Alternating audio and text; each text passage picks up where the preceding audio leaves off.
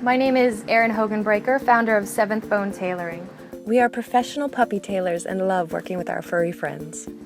Today, I'm going to show you how to alter a toddler's Halloween costume into the perfect look for your pet. This video is about draping. I'm going to show you how to change the shape of an existing garment. If you'd like more information about how to clean up the inside, stay tuned for more blog posts on weallsew.com. I honed my pattern making skills while working under Nicolas Cato at his Tribeca atelier. He is one of the top pattern makers in the world. When a New York designer needs a special piece for their runway show, they call on Nicolas to create a one-of-a-kind sample from pattern to finish.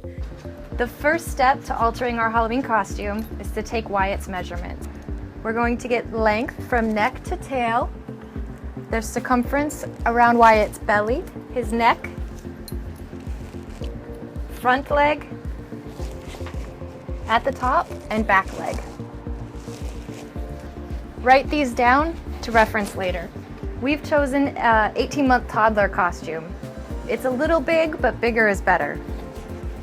We are going to roughly make this the size of our measurements before our first fitting. Don't be afraid to cut. As a tailor to many puppies, one of the most important things is to figure out how to change the shape from human to 4 legs.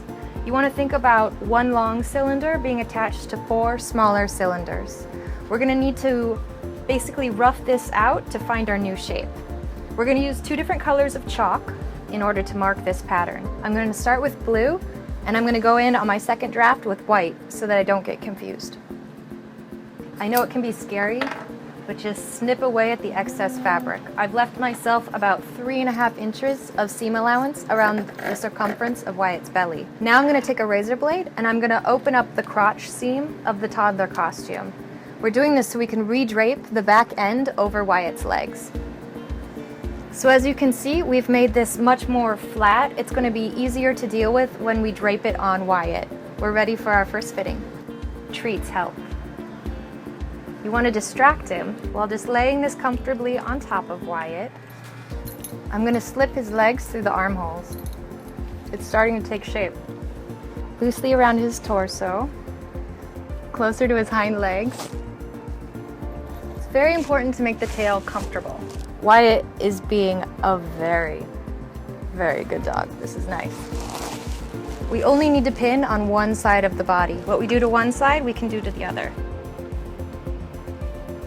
I'm going to pinch out some extra fabric here, and it's not quite big enough here, so I'm going to make a note that I'm going to add a little piece of fabric right here. It's also a great time to hem.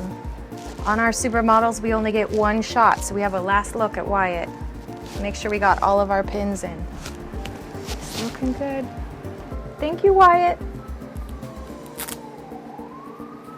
Now I'm going to go in with my second color of chalk, and basically I'm going to true this pattern. So everywhere there's a pin, I'm going to mark, and then we're going to do what's called balancing the pattern. I mentioned earlier you want to think about dogs in terms of cylinders. So right now we're going to focus only on the body, our first cylinder. So I've marked where it needs to come in order to take the wrinkles out so we show off the cat pattern more. So right now I'm going to focus just on doing the alterations that will make the body look smooth, and then we'll go on and work on the legs. One thing I'm going to change on the design is I'm going to put the velcro under his belly. This way we won't have puppy hair sticking out. I took off the velcro and I'll do a straight stitch down the spine to close this.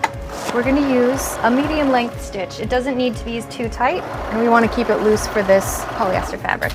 I can cut this seam allowance to 3/8 of an inch.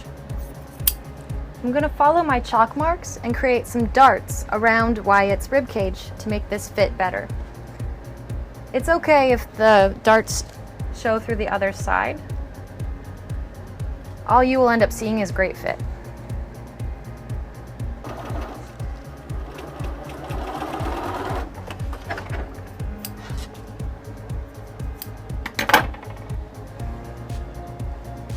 You can barely see the seam I just made. And what we did to one side, we'll do the exact opposite.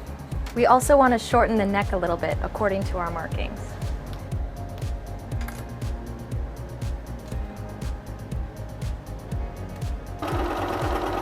We can trim all of our seams to 3/8 of an inch or less. The last step of the bodice is to shape out his tail. You can see why it's curved right here. His tail is going to go here. I'm going to sew here, open for the tail, and come around and curve.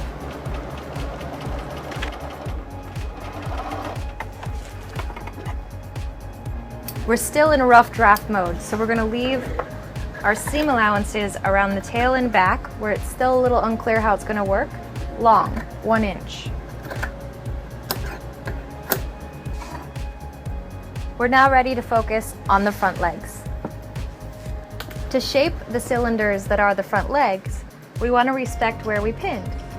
I'm going to go from 0 and slim this down, but where I had pinned before, it's not necessarily centered on the seam, but I want to follow that because that's going to be the shape that Wyatt's leg kicks down. If you need to, you can open it up with a razor blade to have it lie flat. We've started to change the shape that these armholes and leg holes are pivoting off of the main cylinder. I'm going to continue and prep the bottom leg, and then we're going to have another fitting. I needed a little bit more fabric on Wyatt's hind legs, so I cut up some scrap fabric and I'm going to attach it now.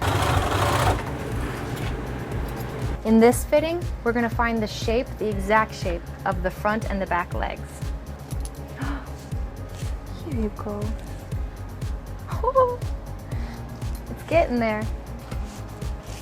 Again, we only need to pin 1/2 of the body. Now what I can do is I can start to connect the shapes between the legs and the body. I am drawing the new finished edge with the chalk.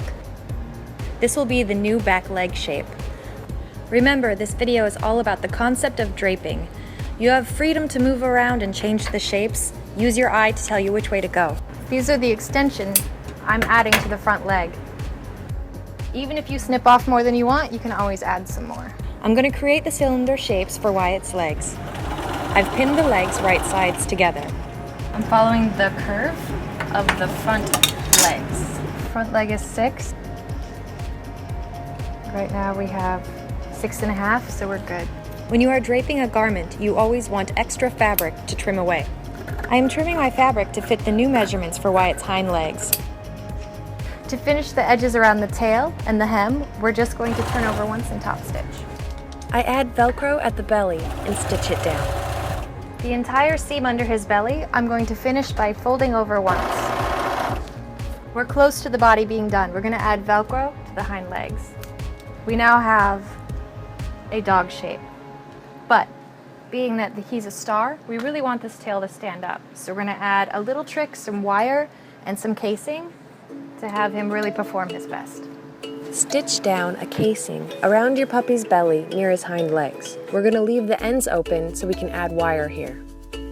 So I have my 2 pieces of wire coming up from either side of his belly up through this tail. And I'm going to create a wire knot.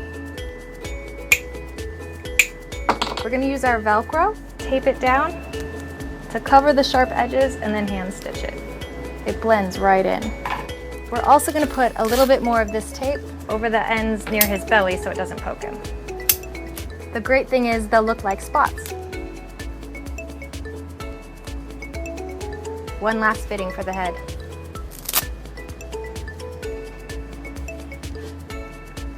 I'm going to top stitch the new shape of our hat. I found it by just folding the neckline over. Add Velcro to top stitch this down. I also opened up the seams on Wyatt's hat to let his ears out. Now it's time for Wyatt to show off his Halloween costume.